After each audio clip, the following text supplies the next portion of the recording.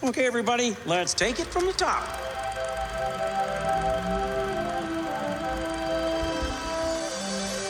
To all who come to this happy place, welcome. So I'm going to be honest with you guys. I feel like every time we record this, I feel like the intro gets longer. It doesn't at all, but it feels like every time we record it, the intro gets longer. This isn't how the show starts, Griffin. I'm not starting it the normal way. This is just off the cuff. What can I tell you? It just felt like the intro was really long this time. I don't know what to tell you. It's the same length as it's always been. It just felt really long. Change. I know. I Griffin, made it. Did you get enough sleep last night? Did No, the time but change that's unrelated. Really bug you over the weekend? Yes, it did. way to date the episode, Mitch. What's up, folks? Welcome to Depot. So that's the show about all things Disney. I'm one of your hosts, Griffin Deephead. With me, as always, is the wonderful, the amazing Mr. Mitch George. I stayed up too late playing Baldur's Gate 3. I mean, same, but finally, honestly. We are talking today about a fantastic new movie here, or well, newish movie here on Disney Plus. We're talking about Next Goal Wins, directed by the one and only Taika Waititi. And for the first time in a little bit, we have a guest with us back on the show. Ryan, how's it going? Doing great. Always excited to be on Disney Plus Us. Can't believe I'm talking about this now on a Disney Plus podcast. Dude, I remember So one are you of gonna come back? Are you going to come back for our Poor Things episode? Or what about Deadpool Oh my 3? God! Please let me be on the Poor Things. Okay, yeah, well, I'd be on the Poor Things episode. Yeah, that's my haven't favorite seen movie it. of last year.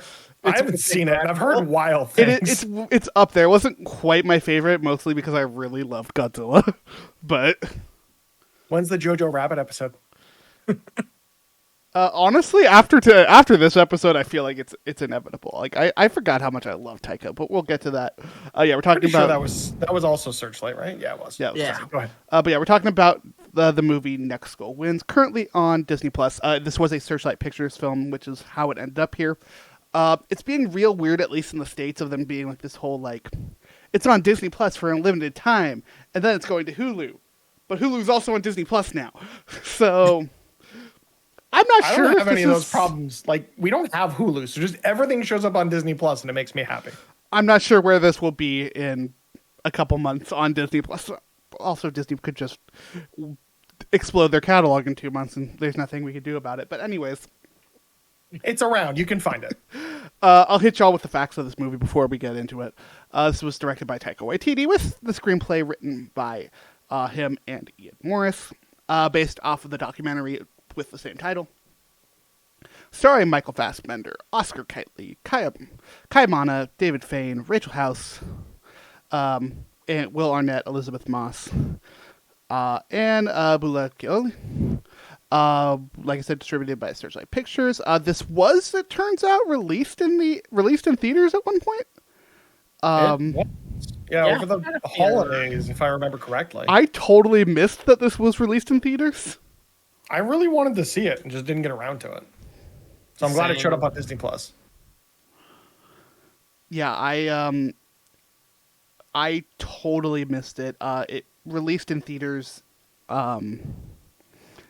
in November of 2023, November 17th specifically in the United States. I don't know why I missed it, if I'm being honest. I think it had a short I run or wonder. something. I think so, but I think also this film was put on my radar very early, and then there was a lot of buzz around it during the Toronto International Film Festival that happens in September. It premiered there, and I was so trying to get tickets to go and see it, and just didn't end up working out. So I'm glad that got a chance to talk about it with you guys here today. Mm-hmm. But yeah, it was also released during the height of the SAG-AFTRA and writers' strike. So maybe that's why also we just didn't get much about it. But yeah, it's out now on streaming services. Budget of $14 million, box office of 18.5. So there's money back and all and whatnot. But I want to know, starting with y'all, we'll start with you, Ryan. What did you think of Next Goal Wins?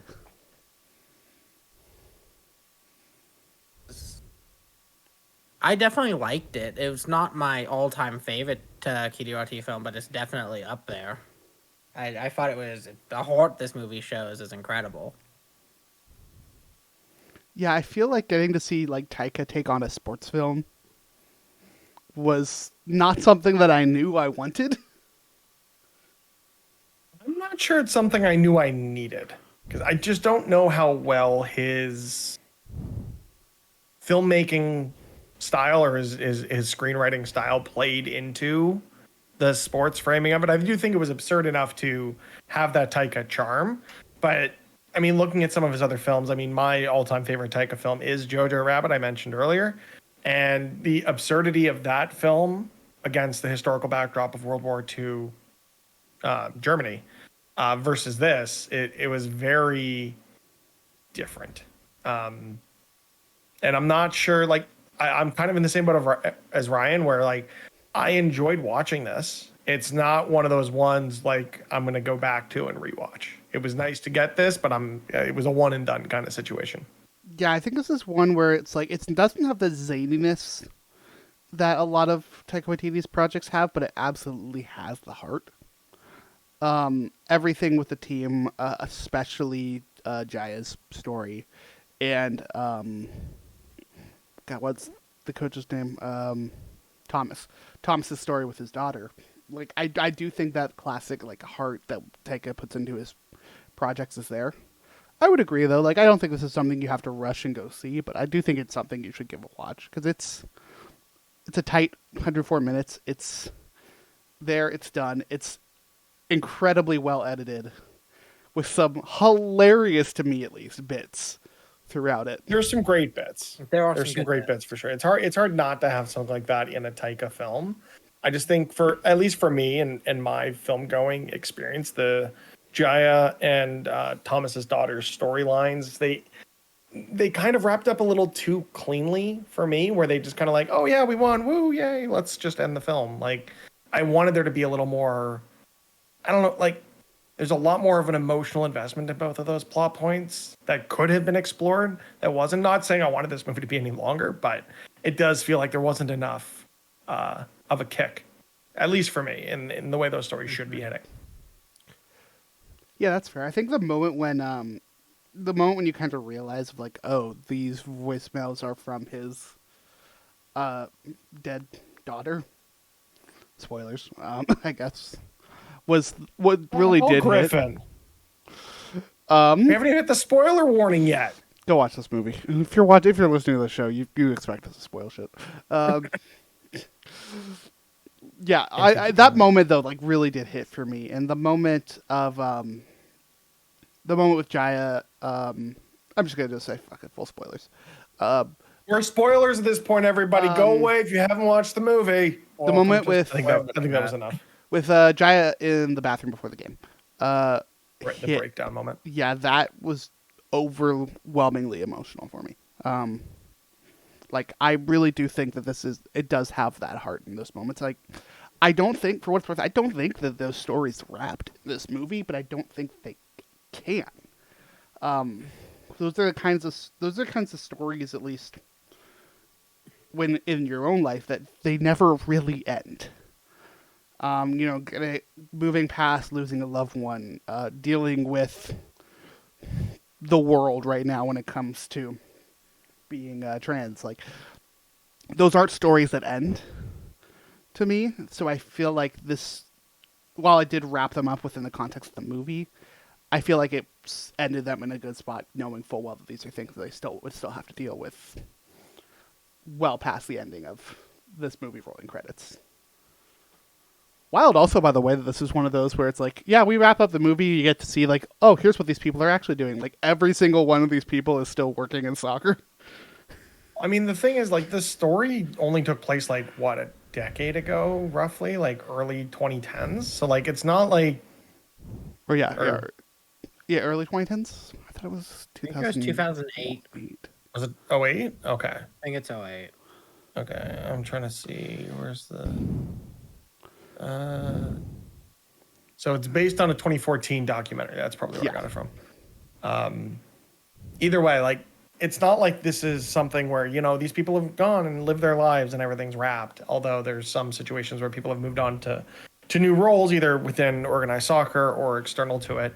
2011. I do think the fact that this is based on a true story it does hold it back in some facets, where they didn't have the room to explore creatively what these characters could be, the absurdity of these characters, because they still have to base them on these real people and probably didn't want to impact their lives in any significant way. So I get it, but also like I want that zany Taika energy, and I feel like I haven't experienced much of that since Thor Ragnarok.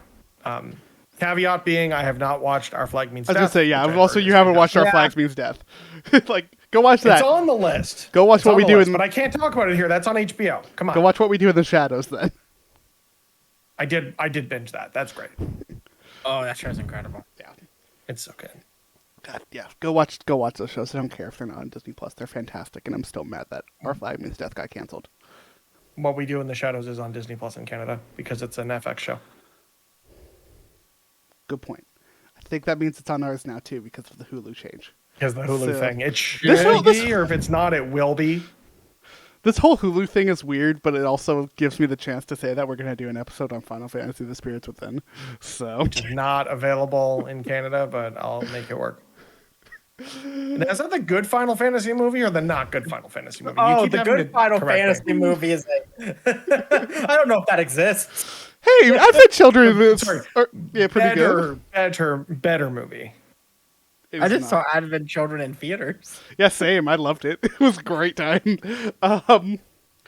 It's the worst. It is the worst of the Final Fantasy movies. It is so astronomically bad. It's just why I want to watch it. Anyways, bringing it back. Yeah, I like this a lot. Didn't pick up at all, by the way, that Thomas Rongen is Dutch. Totally thought he was British based off of the accent that Michael Fassbender was doing. That's just because it's Michael Fassbender being Michael Fassbender. Just wanted to throw that out there because I gotta throw that in there if I have to. But yeah, I really want to shout out the humor in this. Like, there's some moments here that are utterly hilarious. My favorite bit being like a whole serious conversation in the background. There's a dude with a knife sitting out of his stomach just drinking a beer. Which I totally missed on my first watch of this movie. But like I missed it on both. What the hell? So the entire time that Tavita is like in the like emergency tent, the dude sitting behind him is like covered in Got blood stabbed. with a knife stick sitting out of his gut, and he's just chilling drinking a beer. Or maybe they do have the Taika moments. Or like everything with the tin cans. Yeah, Rachel House in this movie is so good. She's phenomenal everywhere she pops up. Also, just the who's on the plane bit I thought was really funny. Of like, okay, we're wrapped. That's great. Thanks. Oh, also, I'm the head of the football association. Let's go and talk about football. Just like, what the fuck? Meanwhile, he Also, still has like yes. the boobs on his face. Like they're not fully washed off yet. That's what it's like. I like this. Like, it's not typical Taika zaniness. It's a lot more subtle than he normally does, but it's still there to some extent. His whole character, the end credits joke, I thought was hilarious of him walking away like he's going to step on water and then just steps right into the lake. You might think he's Jesus, but he's not. Couple of other, let's see, looking at some other stuff. Yeah, pretty standard as far as, ratings and whatnot when this came out. 45% positive, 5.3 Rotten Tomatoes. I feel like everyone's kind of in agreement of like, it's good. It's not excellent. I just learned that Armie Hammer was in this movie.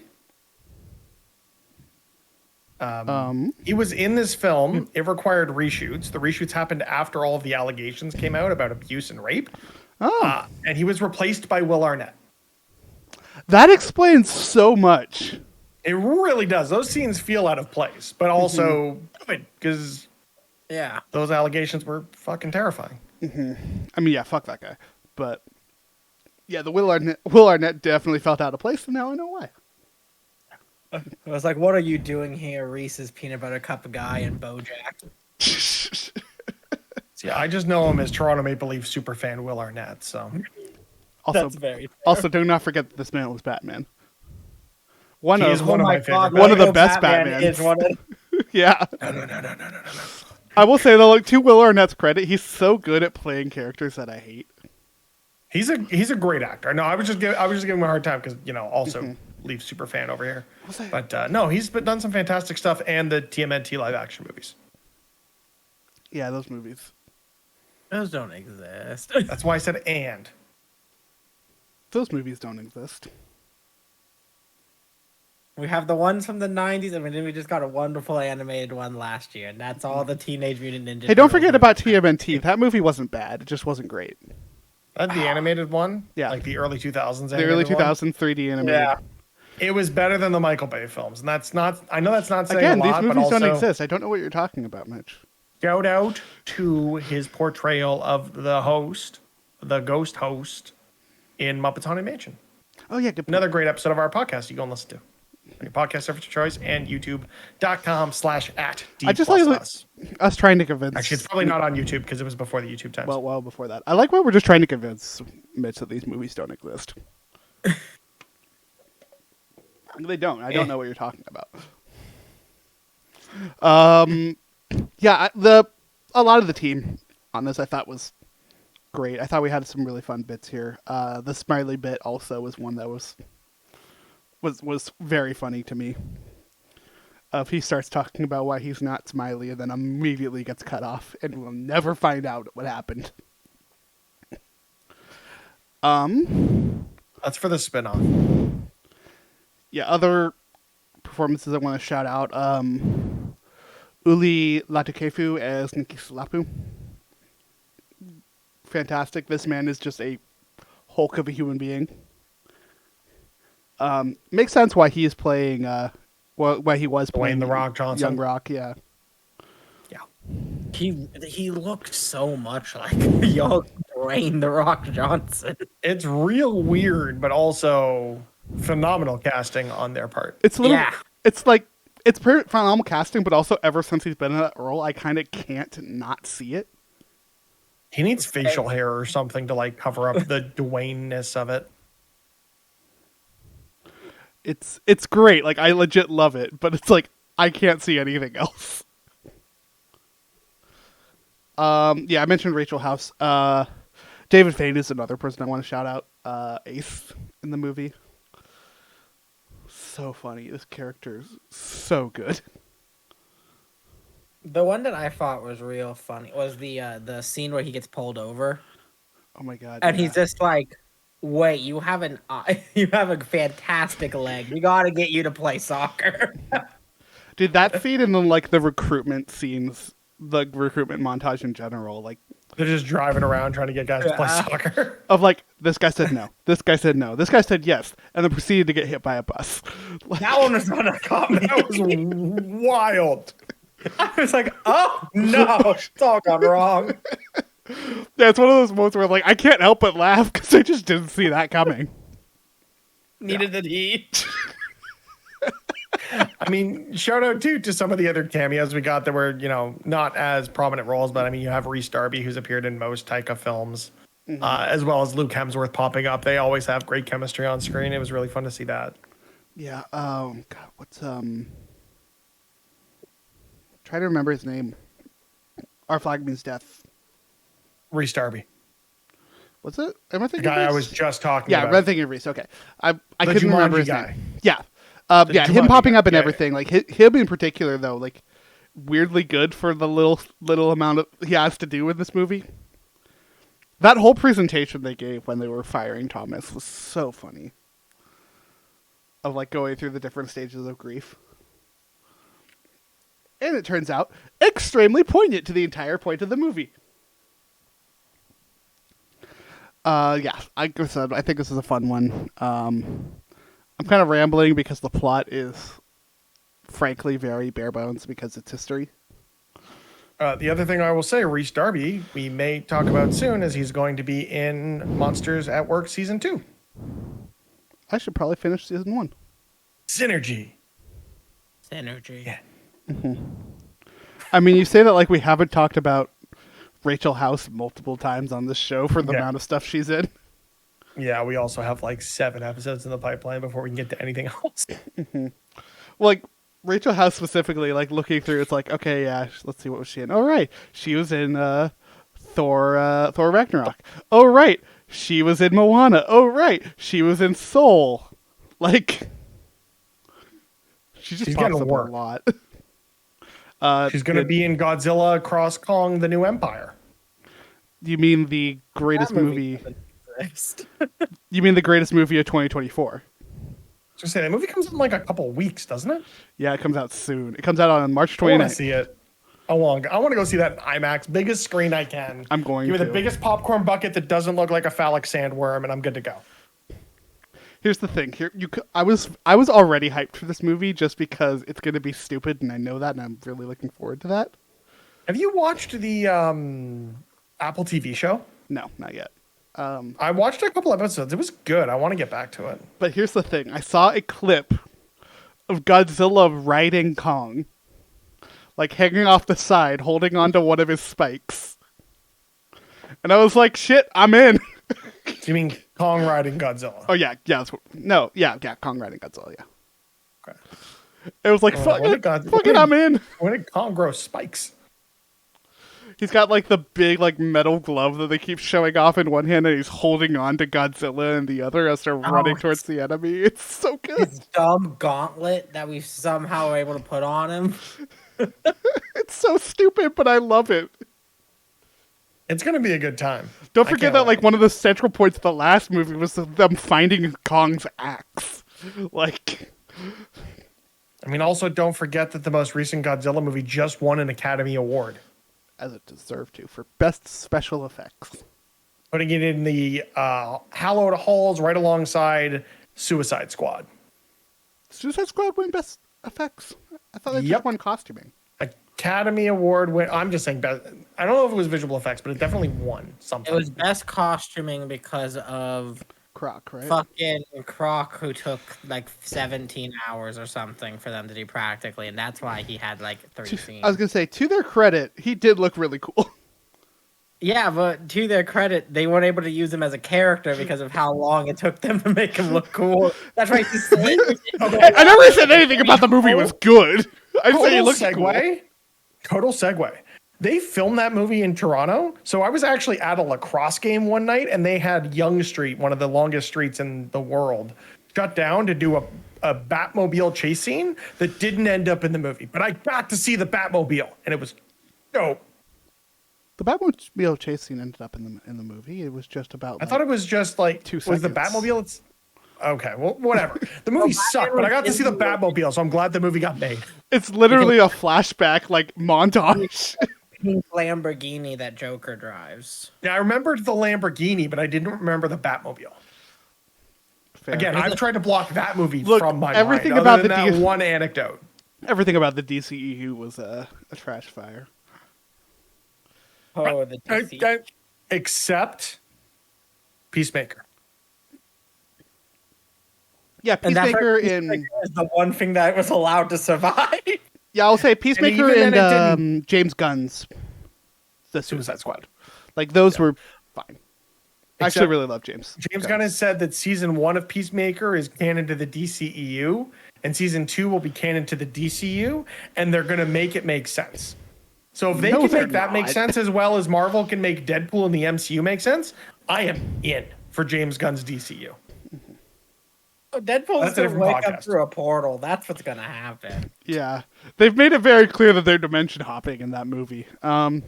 Anyways, next goal wins, right? Is that what we were talking about? That's what we were talking about. Okay. We got Taika right here on the screen because reasons.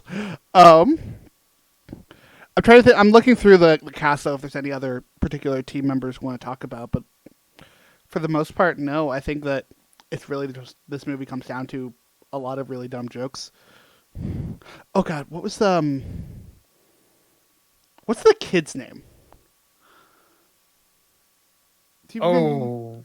Oh, the one he has who like helps him. The one, yeah, that just like goes and gets himself all the time. Yeah, who buys his liquor? Yeah. Rambo? No, Rambo was the police officer. Armani. Yeah. Armani, secretly the MVP of this entire movie. This kid is hilarious without saying a single word. Yo. Let me see here. Wildly enough, because Armani doesn't have any words, he's not on the immediate cast list that I had up. I had it pulled up in IMDb. Give me 1 second. Oh, where did I go? I wanted to shout out the kid. His name is Armani. I just forget his last name. I didn't make note of his last name. Armani Makaiwa. Yeah. Armani Makaiwa. Armani, thank you. Oh, he was also in Doogie Kama Aloha. More As an uncredited student, and was also in 4 episodes of NCIS Hawaii as an uncredited student. I forget that NCIS went to Hawaii at one point. They just started at Law and Order SVU Toronto for some reason. I don't know why. It's probably terrible. Apparently, we're about to get an NCIS in like Europe. I mean, that tracks. You do like Interpol shit. That could be fun. Regardless, I that's one of those shows that's like that keeps going, and I don't understand how. Apparently, it has syndication. People in their 60s who don't understand how television remote work. Fair. It's a mix. It's so odd. Like if once you get hooked on them, people just watch these shows forever. I have a friend who's been watching Law and Order SVU for like 15 years now. I will say the one that did hook me was NCIS Los Angeles. Yeah, oh yeah, as a kid, I loved that. Because it starred LL Cool J. Oh, that was one of LL Cool J. Okay. Mm-hmm. Yeah. Yeah, I loved watching that show as a kid. And Robin, whose name I can't remember. I just remember, Callan is his name in the show. I forget what his actual name is. Chris O'Donnell. Chris O'Donnell, thank you. Yeah, that was a show that hooked me like when I was a kid, and then I grew up and stopped caring about that show. Did you just say as a kid? The original NCIS, yeah. Oh, thank God, because I was going to say LA also started airing NCIS in 2009. I am a child. You know this. I know, but it hurts every time I'm reminded of it. Okay, there's one more thing I want to talk about before we talk about plot. I know I'm stalling. Let's talk about the music in this movie. Because our boy is back for yet another one of our movies, Mitch. Once again, the music by Michael Giacchino. He's everywhere. Literally everywhere. I have to look. And I love it because he does great work. This is becoming a running bit at this point. Like, he just keeps popping up. Let me go to the IMDb I pulled up. It's just like, yeah. This man can just do whatever he wants. You want to know what his next IMDb credit is after Next Goal Wins? No idea. He is credited as the original composer on the 2023 re-release Gargoyles Remastered. For the video game? That's awesome. The video game. Well, we talked about this a while back, right? He did was it like a Donald Duck game? Oh yeah, he did that weird ass Donald Duck game in the 90s? Like mildly racist Donald Duck game. That's the one, the racist one, yeah. What is this man's career? He's been everywhere. It's wild. I'll tell you what, the minute we found out about this stupid Donald Duck game, I wish it was on camera. I really do, because it was one of those moments of like, wait, what is this? What? Oh, this sounds interesting. Oh no, it's racist. It was Donald Duck as Maui Mallard. Oh. I don't remember how this came up. I think we're just talking about Michael Giacchino, but yeah, it was one of that in Gargoyles were the first things that he composed. He did a lot of video games before transitioning to television and film. Yeah, his first like 5, 6, I think close to actually like 10 projects were all video games. But yeah, he did video games well into the 2000s. Looking through his IMDb. Oh, thank God, he did the video game for Small Soldiers. Yeah, just the video game though, not the movie. Yeah, just the video game. Not just one video game, 2 video games. There are 2. Shout out to him doing, by the way, the music for Muppet Monster Adventure. Yeah. Oh yeah. God, this poor man. There's a lot of. He's grown up. He's all right. But he's got a career ahead of him. He did now. John Carpenter of Mars. The man also did Sky High. So. What career? Meanwhile, also doing stuff like Incredibles, Ratatouille. Oh, there's Lost. masterpieces. The funny thing is the masterpieces that are intermixed amongst just random shit. Again, Lost. The entirety of Lost. Like, Up, Star Trek. Like, the man Dude's does great everywhere. stuff. It's just he also occasionally does some weird shit. Because he feels like it. Like an American Pickle.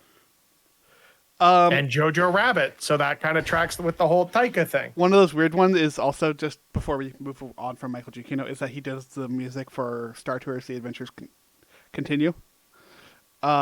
He is the one who does all the music for Star Tours. And I know that it's just repurposing John Williams' score.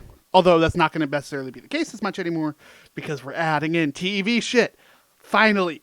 I'm excited. Since I was just at Disney, I'm not when I did Star Wars, I finally got the first time I got 9 as the movie. I was like, oh, I have not seen like any of this yet. the flooded scene or whatever. Yeah, with like the Yeah. octopus thing, and then Like, the you have movie the end sucks. battle of 9. But the scenes in Star Tours are pretty cool. Oh yeah, I was like, oh, this is incredible. Yeah. Like, But even then like you the big remember that space movie battle. exists. Yeah. The big space battle at the very end of 9 is actually pretty cool in Star Tours, of like actually getting to see all the ships. Yeah, But, I was like, like, where are that's- we? Oh, it's this part. But then, Yeah, that'd but be like, dope. it also reminds you that like 9 happened. Parts of 9 are great, but 9 as a film doesn't really be film. Pretty much everything on like the destroyed Death Star, that was cool. Everything And else, that's why no. Episode 8 is just the best of the new films. I knew I liked you. And the best of the old ones too. But that's beside the point. Let's hit the plot finally. I feel like we've got sufficiently distracted from this movie to Yeah, talk we should about the probably plot. we should probably wrap this up. This plot's gonna take all of 5 minutes. I know. Not even. This is a very short episode, which honestly I'm kind of here for. I like us doing shorter episodes.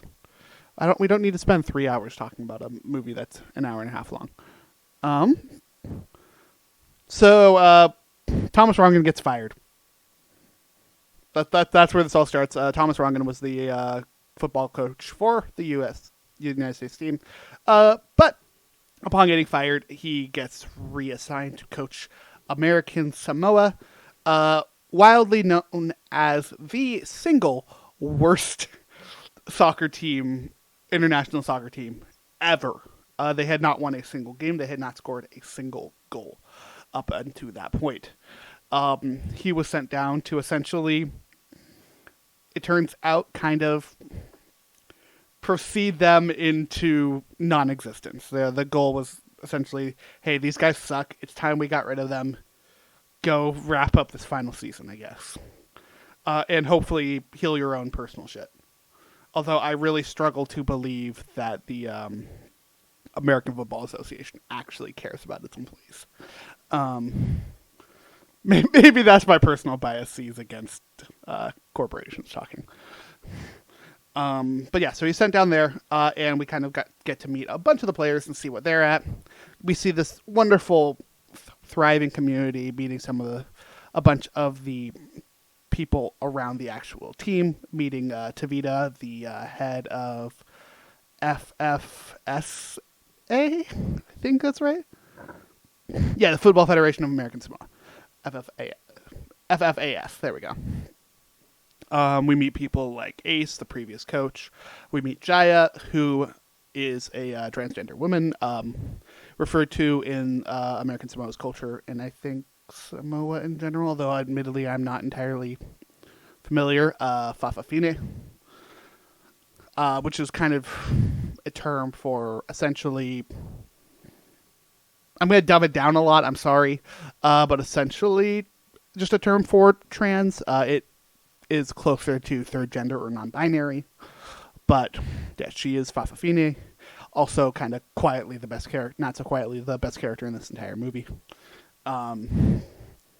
We see Rongan butt heads with a lot of the team, but especially Jaya, as Jaya, the most intelligent player of the team and kind of a surrogate coach for a lot of them. We get some pretty rough moments. Along some of that, there is an entire scene in this movie with Rongan dead naming Jaya, which is extremely uncomfortable to watch. Very. That was the first thing I sent you, as a message of just like, oh, I don't know if I'm comfortable talking about this. Like, it's, ugh. I think I just shut my camera off on accident. I thought I did something because my mic just like turned up a bunch, but I think that was just on my end. This is just really, really bad timing. I mean, at least you're not in some weird compromised position where people can see up your nose. Are those gray hairs? No. Hilarious, but I can see what's on the screen. So, give me just a second here. Stall for me for like 5 seconds. Yeah, we can stall. Yeah, I don't know. I like I said to Griffin when we were talking about doing this episode, of just like when that scene happened, I'm like, I don't know if I want to talk about this, but Griffin reassured me that it's something we should talk about. So because it does, we are, but it should make people uncomfortable because that's not something you should do. I was gonna say, I feel like that was part of why I wanted to talk about doing that, and it does get resolved. I think in the movie ends up leading to him learning more about it. And completely honestly, he asks the wrong questions. He asks the questions you should not be asking. And to Jaya's credit, in the movie at least, she does a very good job of handling it and teaching him. And eventually he comes to be extremely supportive, see her as a surrogate daughter figure. And I ultimately end up really liking this storyline between the two of them. But yeah, it does start off in a very uncomfortable place. I think it's one of those, though, that's like, yeah, it's uncomfortable, but that doesn't mean that we shouldn't talk about those situations, you know? Like, because those situations are very real and very consistent, unfortunately. So yeah, he butts heads with the team, constantly storming off and getting angry. But yeah, eventually Jaya comes over to his place to kind of make amends, or try to make amends. And they do so. We get a great line of, this is from Team Lunch, you should join us, but you always get angry and storm off before it happens. They have lunch, bond a little bit, and Thomas learns about some of the other players on the island who had all just kind of given up. And we go around meeting a bunch of them, first meeting Nikki Salapu, the goalkeeper from that horrible, horrible game where American Samoa had lost 31-0 to that montage Australia. of all the goals is just so funny. Mm-hmm. They didn't have to do it, and they did, and I appreciated it. And I'm using actual footage too. Yeah, so good. Yeah, we got all that jazz. We watch everyone get either recruited, say no, or get hit by a bus. Again, that bus was hilarious. Eventually, we start to put together a team that's actually looking pretty good. We get some more scenes, some more comedy amongst all of this. One of their big things was Thomas pointing towards one of this mountain in the distance and being like, we're going to climb this as a team. And everyone saying no. Only for them to eventually do it, and for him to realize why everybody said no. As he passes out at the top of the mountain. Trust the locals, man. Mm-hmm. We also see him kind of starting to understand a little bit more about the culture of American Samoa, particularly the religion of American Samoa, you know, not working on Sundays, taking some time each day to meditate and pray, and ultimately, like, getting this chance largely through Tavita to kind of heal himself. Like, Tavita is another one of those characters that is just so damn well written in this movie for me.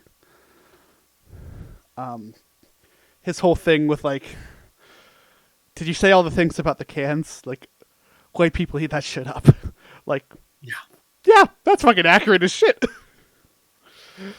But, like, legit hilarious, and I love everything about it. The part with Tavita especially that gets me is, I think it's halftime when Rongan storms out of the locker room and he's like, if I lost, then I'm used to losing. and whatnot, and Yeah. he has this whole speech there. So good. I love his character. Let them go out there and have fun. And if we lose, so be it. I got to go on vacation with my friend Thomas. That's the line I remember from that. But yeah, they train. The day before they fly out, Thomas finally joins them at the church, and we see Taika Waititi playing a priest who's giving a sermon. This priest, the best, hilarious. It's Taika. Are you surprised? This is Taika's self-insert for the movie. He always does it. At least it wasn't as on the nose as Jojo Rabbit. I don't know. It's pretty on the nose. He's the goddamn narrator. Yeah, but at least he wasn't Hitler. You get a good point. Really good point, actually. I've got nothing. There's not much to come back from that. No, I love that like Taika does the self-insert with his characters and no one bats an eye. And then you have other people like a certain musician who I'm not going to name who self-inserts, and it drives all of us crazy because he can't act. Drives you crazy. I don't mind him. As someone who instantly figured out who that was, I completely understand. My whole friend group makes fun of him every time he's in on House screen. MD. All right. Look, he was Fine. the only pass I give him is in Percy Jackson. Oh, is he appearing Percy Jackson? Yeah, he's Hermes. He was Hermes. Damn good Hermes. If I I was gonna say, to be fair, Hermes is essentially just a shitbag New Yorker. Which Lin-Manuel Miranda can do pretty well.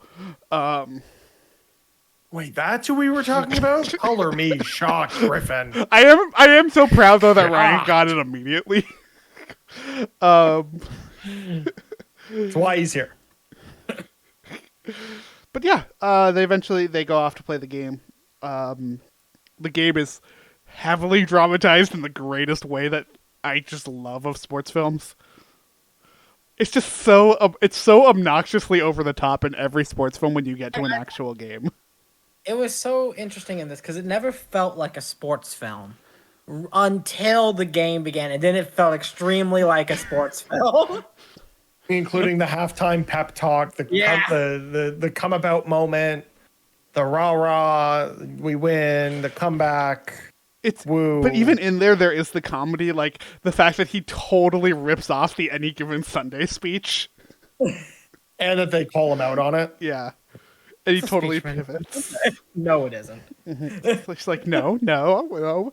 Immediately pivot speech. Yeah, it's all great. I love it. Like, it is that stuff. Like, we get a lot of, like, really emotional scenes also around the game stuff. Like, the night before the game, him having drinks with his ex-wife. And them kind of, hinting more and more about Nicole, his daughter. And then at one point in the game, him just straight up calling Jaya Nicole. Very small, subtle moment that I almost wish they did more with. But still one that I liked. But yeah, I also love that after the goal, Tavita passes out from heat stroke. And the rest of the game is under narration. I thought it was such a fun way of doing it. I agree. That was a great way to do it. Yeah, it wasn't typical sports movie. Mm-hmm. Yeah, and the 7 different people narrating the final shot on Nikki. And I love everything that's said. He almost passes out again. He's like, "Oh, good heavens!" Mm-hmm. Or like every time he's like, "So Nikki Salapu had a total meltdown in the goal. Oh, so it's always the worst possible scenario." It's like, no, actually, it was the best case scenario. We won.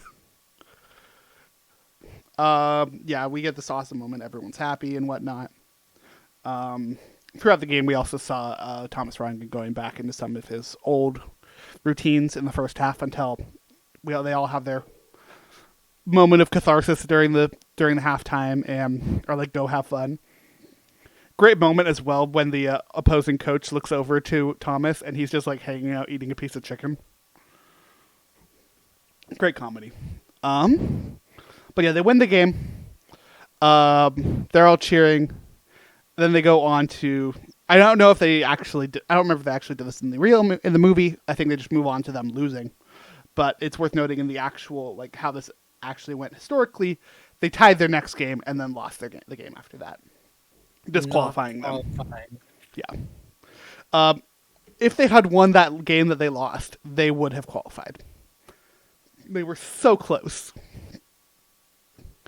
But yeah, so we have this moment of them all having dinner together on the beach, praying, but really talking to each other.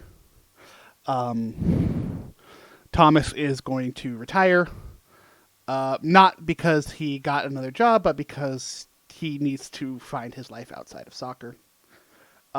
This also coincides with the final of the like voicemails that we got from his dead daughter, which is like her going to college and learning that there's stuff outside of soccer, and it's very sweet and cute and wonderful. Like I said, this is a very simple story. That's the end of the story, but I do think it is sweet. I do think this is a very fun movie.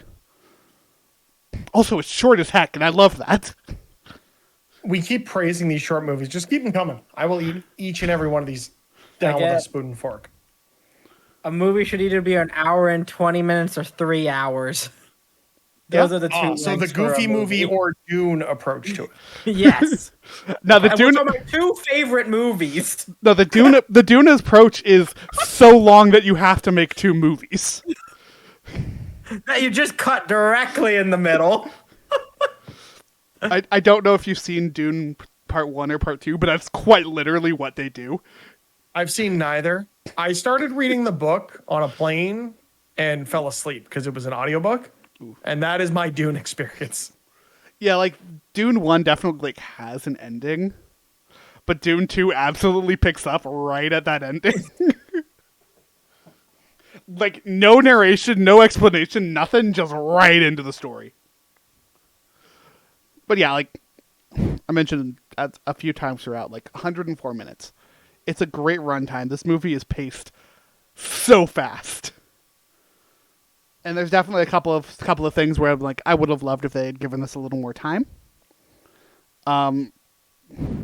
There's a whole point in like the actual history of everything where Jaya, the reason that Jaya loves soccer was that she was coached as a child by Nikki Slapu. Would have loved to have seen some of that in this. Would have loved to see a little bit more of the actual story. Yeah, that would have been cool. But again, you can't have a 105-minute movie and get that depth of character. I think if they want to go the character drama D route, I guess is what you would call it, they could have. It just probably would have been a 2-hour movie. Yeah, I think they wanted to balance it between that and it still being a sports movie. And for that goal, I feel like it does a good job.